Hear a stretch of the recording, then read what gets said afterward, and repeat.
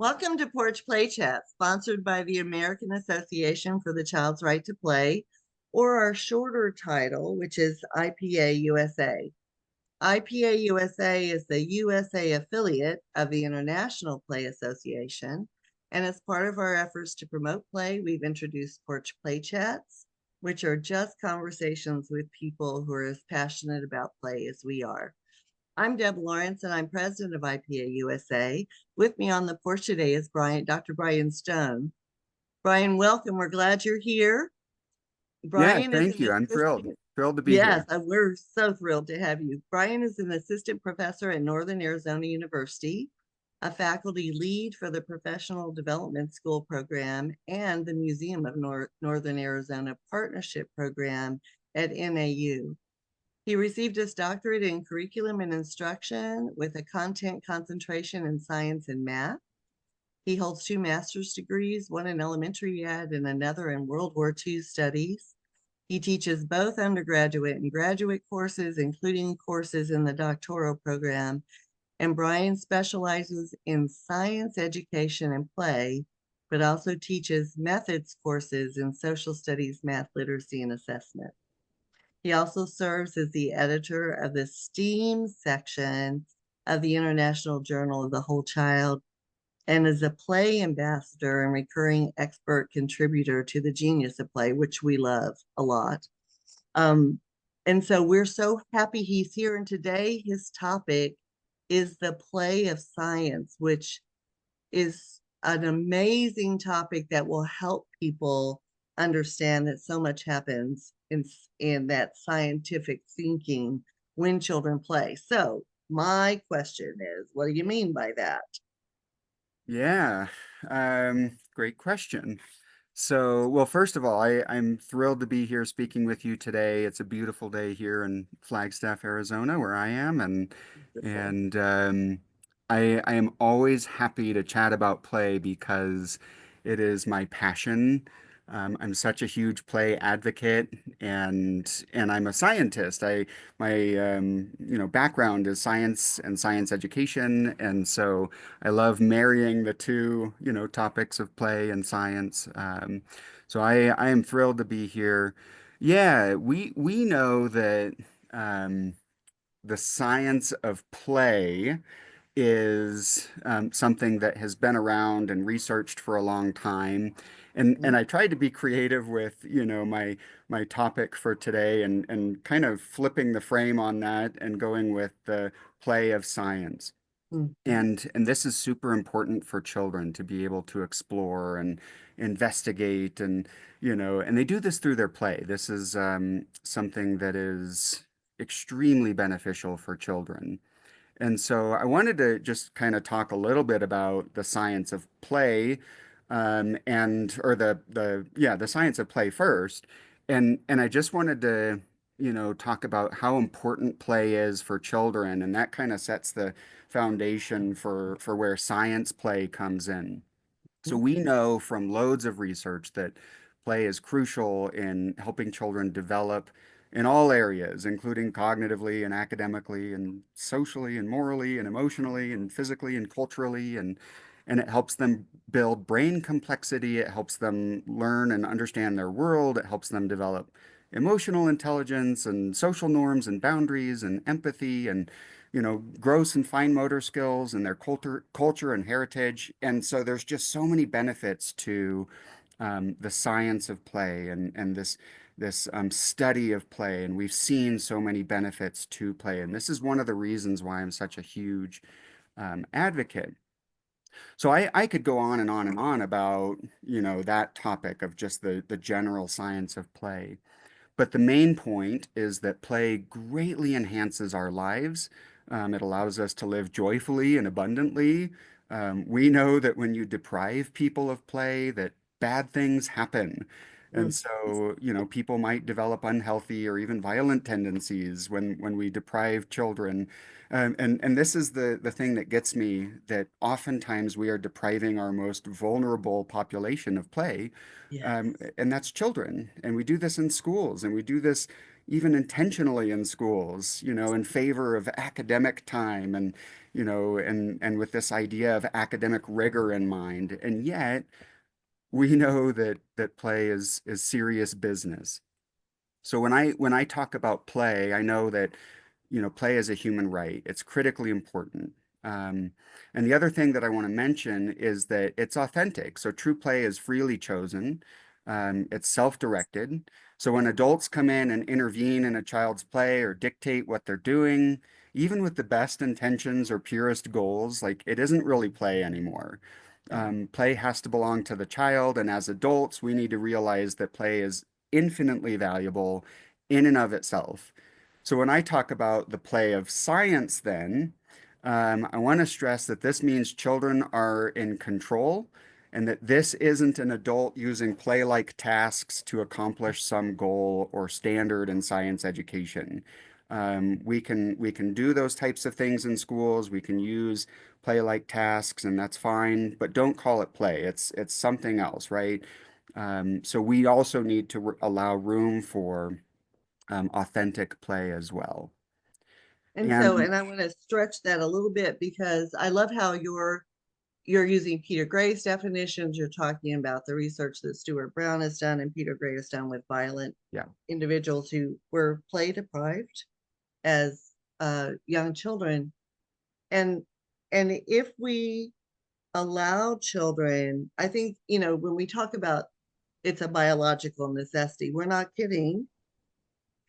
That's what they need to develop, right? So if we're saying to children, we're going to play today, and so every 15 minutes you're going to rotate from area to area, not play.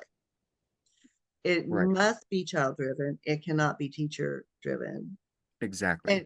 And they need long periods of time. I mean, there's some recent research that I've got a note from a Porch Play Chat yesterday that I'm going to go delve into that says it's at least 45 minutes. When I was a teacher, it was an hour.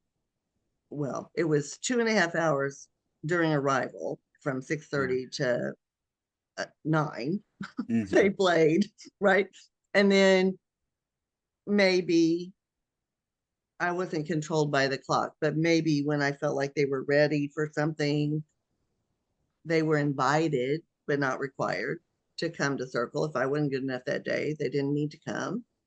And then after that, they went to free play for another hour, hour and a half. And then maybe during that time, I had a game for them that, sometime during the morning, come over and play this new game with me, which was Yeah. more teacher directed, right? Right. They'd had lots of time to play already. Then we went outside for an hour. We came in and, we had lunch and nap. And then we got up and did the exact same thing all over again, right? So it Right. was blocks of child initiated time. And I did not sit there and do my, paint my nails. It was, oh, let me see what's happening and oh, think about I would write down language samples just because it was so Yeah. fascinating and Yeah. watch it happen, or just maybe say, I wonder what fine motor development's happening right now. And I just look around and, date little post-it notes with the child's name and the date. And, so it was productive time for me, but also, Miss Debbie, will you come and play with? Yes, absolutely. I would love to come and I play. love that. Yeah. I think we need more people to do exactly that. Yeah, but it's that time It's that that, time. and they were saying, a minimum of 45 minutes before you can really be in the place of Right. play where everything else just sort of goes away and you're so intensely engaged.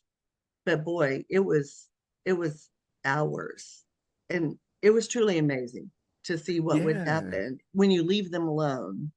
Right. Right. I love that. And I think about, the concept of flow and being in the flow of play, and it does take time to get into that And, we can't just have these little short, blocks of time that are like 10 minutes or something like that. I think my motto is the more play, the better, right? The more play that we can offer children, the better. The more time we can offer children to play, the Mhm. better. And They're what going to get happens all with that stuff you want them to get, right? They're going to get exactly, it all exactly. through their play, but it's integrated, it's emergent, and it's inquiry based, and it matches where they are developmentally. That I think is what is the most beautiful part of it. What they're being Absolutely. driven to do, they're going to do. And if you cut it short, then you're cutting short whatever it is their body is telling them they're ready for. So, Right. yeah. Absolutely. So, so with that time that you were talking about, when children have the time and the freedom and the, hopefully, plenty of materials and toys and or even just being out in nature and just playing out in nature, um, this idea of play of science is a framework that's built on this idea that children have a natural inclination to explore their world, right? To wonder and to investigate and to question, and they do that through their play. So human beings are curious creatures. This is something that we share across our human existence, our across cultures and throughout time that curiosity is this driving force in children's play, and it causes them to engage in all these wonderful ways of thinking about, and exploring their world. And so they build knowledge of their world and of phenomena through playful inquiry. And I want to just give an example of this and something that's so simple, but something that is very powerful. So I think of like the child who discovers that they can blow bubbles in their chocolate milk through a straw. And what an amazing discovery that is for the young child. And in their mind, they're just playing and having fun and blowing bubbles right in their drink. But if you look at the engagement in scientific thinking and practices, this is cause and effect. This is comparing and contrasting. It's observational in nature. It can become experimental. The child might try to answer some version of the question, I wonder what happens if, and they blow bubbles in their regular milk or their water or their juice, right? They're turning this into an experiment. And for them, again, it's all just enjoyable play. There's no goal or objective with this. There's no adult that's intervening and telling them they need to do this. This is something that they do naturally.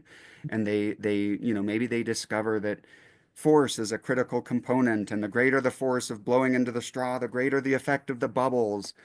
So this is such a powerful experience, and it happens naturally. It happens organically as children are in different contexts. They play, outdoors versus indoors versus playing with toys versus, just playing with pine cones and pine needles. I'm here in the forest in Beautiful. Flagstaff, and so we see kids playing all the time outdoors, which I love.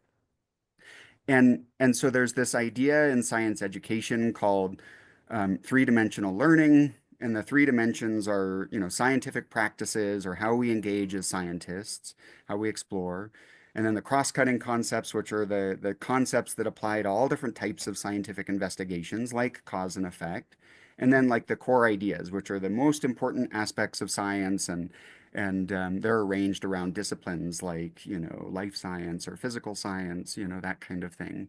So this example of a child playing in their drink shows a powerful engagement in the practices of science. Like they're asking questions and carrying out investigations and they're, getting exposure with the concepts of science like patterns and cause and effect. And it's active, it's experiential, it's self-chosen, it's self-directed, it's enjoyable activity, and it has a number of connections to, scientific thinking and practices. So this is just such an amazing process to watch, and it all happens through their play. They're doing this naturally, even from, very, very young age. Tiny, tiny, tiny. Yes. Yes. I think about the National Research Council says that children are born scientists, right? And as they develop language, especially, and they start exploring their world, this is such a healthy process for the kids, but they need to be able to have the time to do that. And the best part of this is that children engage in this type of play all the time. I'm thinking of the child who's playing with toys at home and they've got toy cars and they've got ramps and they're changing the angle of the ramp and how to speed up the car and that sort of thing. And this inquiry is built into this and discovery is built into this. But I want to just, make a point here that this really has to happen in the school environment too. I mean, absolutely, it's happening at home when children have time to play and hopefully, not on the screen all the time. Not But on um, screen. but but this really should happen in the school environment, and we need teachers to value free play. We need them to provide time and materials in their classrooms for the play of science, and so I'm thinking of like an example of something that could happen in the classroom where maybe the teacher puts out magnets and there's no instruction, there's no direction from the teacher, and the children can just play with the magnets and explore and ask questions and experiment. And through that, they can discover all kinds of amazing things. They can discover like the concepts of attraction and repulsion. Um, and a caveat, they're not going to discover the terms, like attraction and repulsion through their play.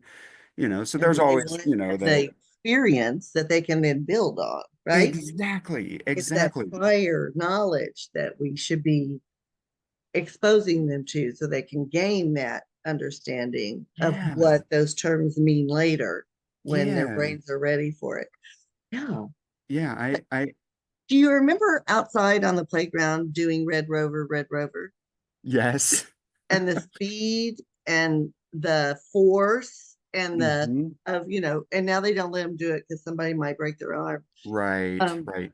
which I think in all of my years of elementary school, we didn't do it in middle school, but of all my years in elementary school, I don't remember anybody getting their arm broken. Yeah, I don't either. But oh no, now we can't do that because it's too dangerous.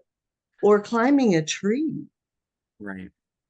or swinging. Remember when we swing on the swings and then we jump and Yeah, we yeah. would fly through the air? I mean, all of that, it happens in play, not because the teacher's directing it.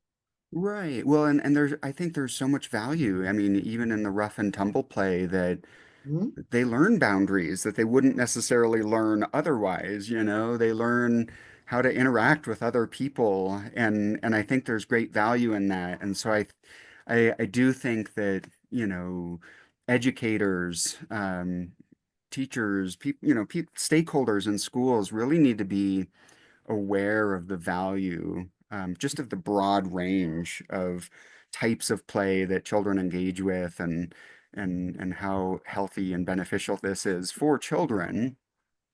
So, but I'm thinking about, like this magnet example and yes, there's, this is the experience, right, that the children gain through their play and they're building conceptual understandings just through their play. They're discovering just through their play. And that's an experience then the teacher could come and, later on and could say, hey, when those things stuck to each other, that's called attraction. But but I want to just isolate the play itself and just say that this is so amazing what's happening in the child's brain. I already mentioned that this is something that's happening naturally and, it has all these benefits. But the child who's engaged in the play of science, right, is thinking deeply and critically. They're solving problems. They're learning to pay attention to details and evidence. They're learning how to ask questions and inquire. They're discovering for themselves those scientific concepts and they're creating solid foundations for which they can build more complex later, ideas later on. And they're thinking imaginatively and creatively. They're learning to innovate and see multiple possibilities, think divergently, and we know that this actually helps them develop executive function in their brain. It positively affects like, you know, how the brain makes connections, something called neuroplasticity. And the more children have the opportunity to play like this, the more likely they are to develop a solid identity as a scientist from a young age. The NRC says children are born scientists, right? But they don't necessarily identify as scientists. because they always put that on the teacher. The teacher's the one who's the scientist, right? But the more Mhm. they can play like this, the more likely they are to internalize this and to identify as a scientist, and the more likely they are to develop a strong and enduring interest in science. And so I think this is um, not only is play valuable in and of itself, but it's also valuable for, the hopes that we have for children to be able to go off and explore science, later on, even into adulthood. Yes, because they develop preferences, right? So, oh, I'm really interested in this. So I have a grandson who really needs to be a scientist. Really, he does. He is very interested in many aspects of science. And so his parents have done a wonderful job of encouraging that interest. And he comes up, I'm like, talk to me about that again, Miles. What was that term you just used? Can you explain that term to me? Because I don't know it. And he can go on and on and on, detail, detail, detail, detail. Right. And he's 15 now, but he's been that way since he was 8. That Wow. is because he played all the time, Yeah. Yeah. and he And was interested, and he pursued it and wanted to read exactly. books about it. So, Yeah, exactly. And that's the type of thing that I want for all children, mhm, to be able to have those opportunities and experiences where they can develop that interest and that passion. And me being a play educator and and also a scientist, like I just feel so strongly about this that, having that time in the classroom and also on the playground and taking nature walks, doing all those things, this is so important for them to be able to do that. But our schools push that stuff out or push it to the side. They marginalize those experiences. They, even stigmatize those experiences because, we want to teach the science content, it's and we do this in such a rigid way. yeah, that is so boring, right? And The it's kids are boring, bored yes. out of their minds, and they lose. And sometimes the other thing I do is that mismatch, right? We want kindergartners to be reading. Well, that's crazy. I mean, you may get them to where they can read, but it's been Yeah, so hard that they're not going to enjoy it. right. And so it's not that they're not smart enough, but it takes so much longer for them to learn that skill that you Yes. remove any joy for reading, and they're like, oh god, I don't want to do that. It's because they weren't ready, right? Yeah. And I always go back, and people have heard this story 1,000 times. So I had a childhood injury Uh-huh. um, that kept me from going to kindergarten. Now I'm old, so kindergarten back there was painting and play, right? Yeah. But I had lots of play in my childhood. But my parents never read a book to me. I Wow. didn't know what a letter was. I didn't know how to spell my name. Yeah. I played, played, played, played, played, played, played, played, played. Dad would read the obituaries every morning at breakfast from the newspaper. Okay. Mom would read jokes out of the Reader's Digest. And Yeah. but never with me. She would just say, oh, listen to this one. This one's funny. And then she would read. Yeah. So I walked into first grade. I didn't know a letter. No one had ever read a book to me. I'd never actually been, other than with my nieces and nephews, with a large group of kids. Yeah. Um, I didn't know how to hold a pencil. I didn't know, I mean, nothing. I'm sure that poor first Right. grade teacher was like, oh, Lord, have mercy. But guess what? I was reading fluently in 3 months because I was Right. almost 7. Right. And and so, we have to, and I'm not a prodigy. So we have to we have to recognize that I was so interested, right? I was ready Yeah. for that reading instruction that Right. I could pick it up in a snap, which is, what the European and the Scandinavian countries already know that we ignore. Yes. Yeah. Yeah, So, absolutely. we have to realize that a development takes time and you can't rush it. Yeah. The baby does not come out of the womb walking. And we seem to say, oh, that's right. That they're not yet ready to walk, right? They have to do all these other things first.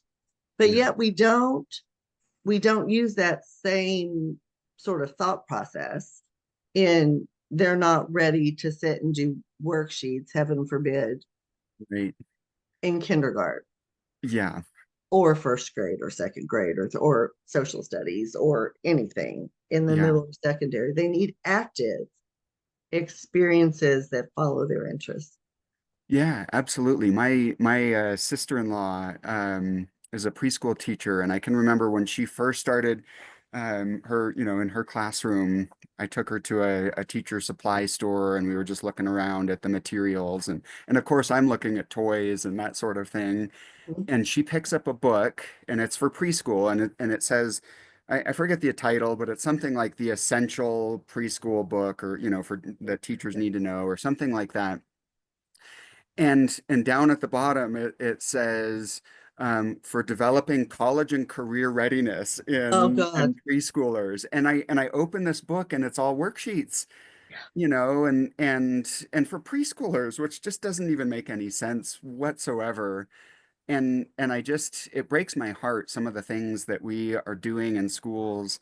And especially that we push out the play and in favor of all of this academic time. That's all just passive and memorization and Which is not the active at lowest all. form of higher order thinking. This is the Right, piece that gets me.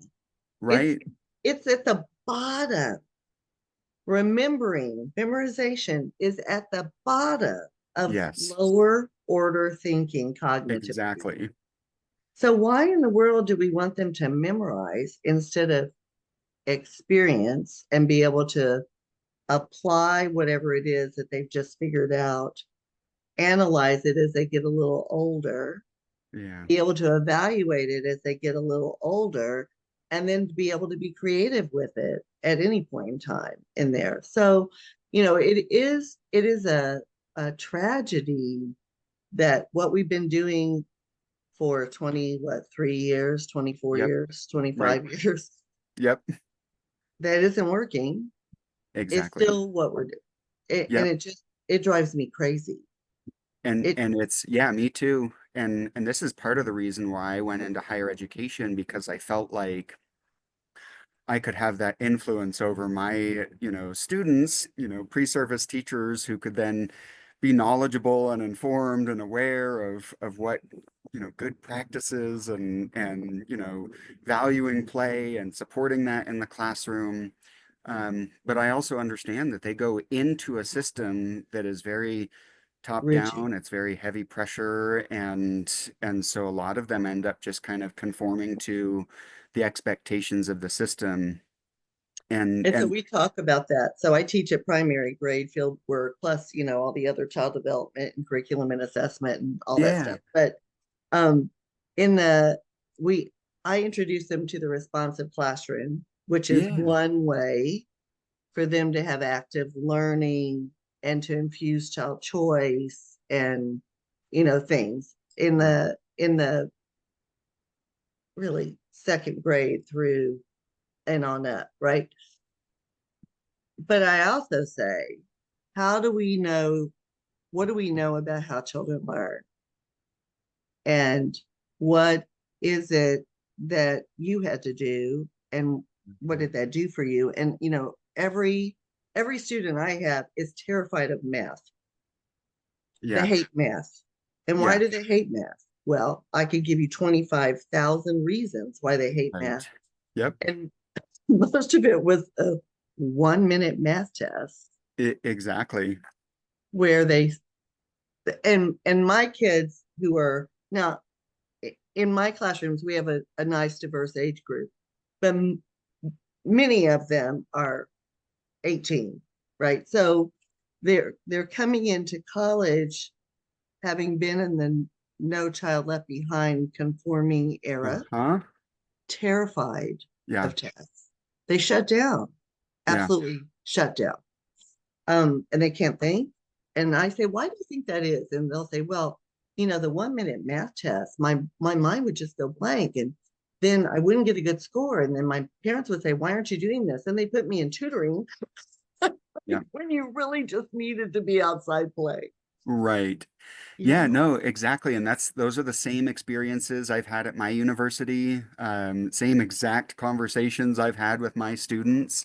Mhm. And I do believe we're, to some extent, we're reaping what we've sown, Right. over the last 20 plus years of being under this really oppressive federal law. Mhm. And and so I do think we need a new way of thinking about, education and how we approach this. And I do think that there are exemplars out there, like Mhm. in the Scandinavian countries. Mhm. I really appreciate so the National Academy of Sciences and Mhm. Engineering and Medicine, they released a study recently that they said that over the next 6 years, the number of careers requiring STEM knowledge is going to increase by 10 million. And so this is something that we need in the workforce. We need these, skills. And Margaret Honey, who's the chair of the National Academy of Sciences report on science education, she says that scientific thinking is the habits of the mind. It's about curiosity and understanding and evaluating evidence and information, and it's using those tools to build connections to others. But she says that it's not taught today in schools. And she says, it's been reduced. Our science instruction has been reduced to simple memorization, as we were just talking about. And we also know that, 50% of students who sign up for STEM careers are going to drop out in favor of other careers. And that's nationally. That's nationally speaking. 50% of students who go into STEM or start it are going to drop out. And so this is really kind of problematic. We need to shift our focus. And what I'm saying is, we need to look at these issues holistically. I think a big part of the solution is play. I think it starts with play. I think it starts with educators and parents valuing play and allowing children to naturally and organically, explore and investigate their world through Mhm. their own curiosity. And so my message for parents and educators is, you know, don't dismiss the value of play. Don't discount this process. Embrace it. Increase all types of activity, play activities at home and the classroom, and provide materials that children can use to follow their interests. And I think not only will they be happier and healthier children, but they'll pick up that strong foundation in science, that will benefit them for a lifetime. It's something that they own. Like if they develop that identity, that when they do want to go into a STEM career, they're not going to drop out, and because they've built this up over time and it started with that foundation of play. Well, and I think the other thing that is important for people to recognize is that students who walk into my classroom have not played. Yeah. They'll Yep. say, so, I have tons of loose parts and we have a demonstration classroom. So, we have blocks and we have dramatic play and we have books and we have art and we have all sensory table. We have everything in that Yeah. classroom. And I we have manipulatives, but I use loose parts instead because I love loose parts because they're not used to them and they need to investigate them. And so many times during their couple of years with me, we play. And the first time they do it, they're like, Right. Right. they have no idea, Exactly. no idea. So I take them outside, and we have jump ropes and they have basketballs and we Yeah. have sidewalk chalk, which believe me, college students love. And we have the parachute, which they go crazy over. And as college students, it's their favorite thing, right? So, Right. Right. and and we do a play day for the school where my students are like the facilitators only in an area, and then I people can love do that. whatever they Yeah. want, right? But it's amazing how when we would go out and play, all of a sudden kids came from everywhere that were not in my class, and they said, "Can we play?" And I said, "Of course you can." Yeah. And they were it was one of my students said, "I came to school so upset and angry today, and we you took us outside and we played for an hour and a half, and I feel so much better." Yeah. Yeah. And It's and amazing how that works.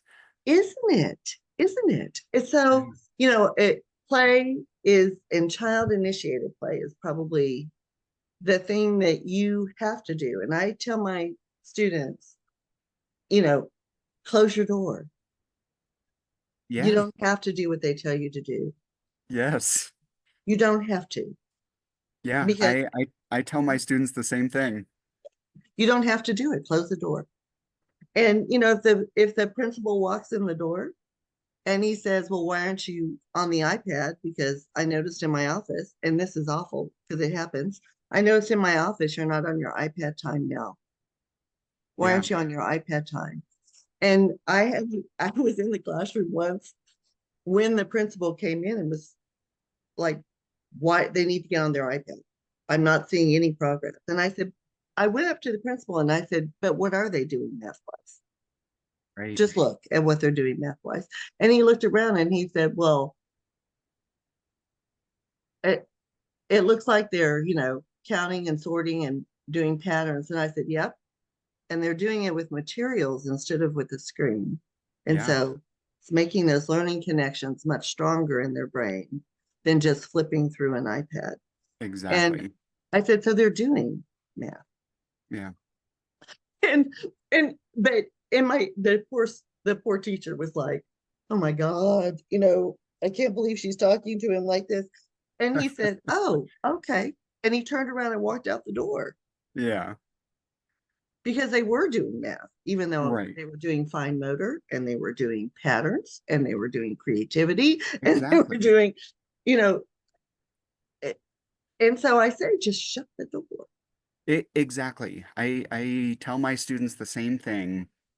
And, to have a little bit of a rebellious streak, um, that they know, I show them the research, I show them, how beneficial this is, and for children and I want them to do these things in their classrooms despite, maybe what the school system is telling them to do or what the expectations that they're feeling. And oftentimes when my students go into the schools and they're able to do these fun, play activities for kids or provide the time and opportunities for children to play, the teacher feels better about it. The teacher feels, uh, um, like this is something that's valuable and they don't burn out or stress out as much. And Mhm. so, as you were talking, I was thinking about um, the movie Field of Dreams. If you build it, they will They come. will come, I And I promise. think about we need to build these places and these spaces that are play based, and people will come. People, this is something that I think could change our entire system if we can continue to do the good work that we're doing. Mhm. So, And to be determined about it. yes, I don't say this is not a choice. It's not a choice to allow children to be active and to have time for play. It's not a choice. It's a biological necessity. And until we can get people to recognize the biological necessity, and the one thing I love about, curiosity, Bruce Perry's work in yeah, trauma, curiosity is the first thing that children need. But in order yeah, to be curious, they have to feel safe, yes, yeah, right? So exactly. we have to create classrooms that are joyful, Absolutely. relationship based, where children have choice and freedom so that they can be curious. But when we Yeah. say sit down, Yep. look at the whiteboard, Yep. and do the worksheet, that's not a joyful room. No, I couldn't agree more. That is exactly what's happening in schools, even from, I mean, even in preschool classrooms, but kindergarten on up, you're going to see that. And the worksheets have just become digitized, you know? So now instead of filling out a paper worksheet, they're just on a screen all day doing worksheets on the iPad or the Chromebook. And and it's just, you know, number one, it's way too much screen time for the Oh, kids, way too much. but Yes. it just is not, it's not effective teaching practice just in and of itself, but it also is depriving children of the opportunity to engage actively and to, you know, and obviously to have opportunities for play, which are almost So just non-existent. I tell teachers in the code of ethical conduct on the first page, Hmm. do no harm. Yeah, And so what harm was done to you when you were in school? And then they can list for me, right. two whiteboards filled with harm, Yeah, that was done. Humiliation, pulling a card or having to move your clip from green to yellow or yellow to red, right? Or right. teachers that said you can't go outside for recess because you didn't finish your work, which is the kids who really need to go out for recess. Yeah, Or teachers that say, you're you need to sit still. Well, when adults can't sit still, right. there's Exactly. these unrealistic expectations that make school almost like a prison instead of a place of learning. So, Yes. we really, this is why we need to keep pushing and be determined. And I tell my students, I will haunt you. And in your head, you should say, Right. what would Dr. Lauren say about this activity? And I have students that come back to me and say, you are in my head all the time. And I say, good, because I will haunt you. Right. I like that. I might start using that in my classes. That's good. It helps. Brian, this has been amazing. Don't go anywhere while I close this out. Okay. So to learn more about IPA USA, please visit our website at ipausa.org. Up in that top right-hand corner is the link to Spotify, which you can sign up for free, and there are Porch Play Chats that we're uploading there. There's almost 300 of them. And then you can subscribe to YouTube, and in your feed, though we tell you not to be on screens that much, but in your feed, you get a new Porch Play Chat. On Facebook, if you friend us, then you also get every Monday morning that you can listen to on your drive to work, another Porch Play Chat. And then on Instagram, you can follow us. So there's all sorts of, we do National Day of Play and International Day of Play and all these wonderful things that can help you enrich the opportunity for children to play. So Brian, thanks so much for coming. Don't go anywhere. And until next time, everyone, keep on playing. Thank you.